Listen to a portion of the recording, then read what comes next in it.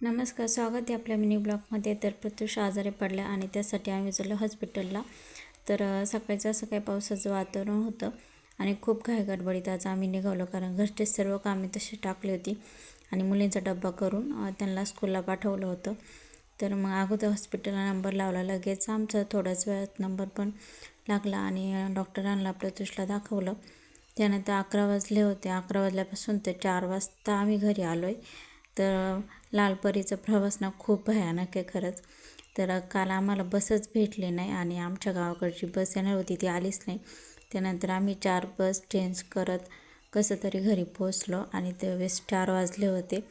एवढा वैताग आला, पुन्हा कधीच नाही जाणार आता हे लालपरीमध्ये. आणि त्यानंतर संध्याकाळी डाळ बनवली होती. तर डाळीमध्ये ना मॅगी मसाला ॲड केला, खूप छान टेस्ट लागते. आणि साधा असा काही मेनू केला. आणि आजचं ब्लॉग इथंच थांबवते. आवडल्यास सबस्क्राईब करा चॅनलला. Bye bye.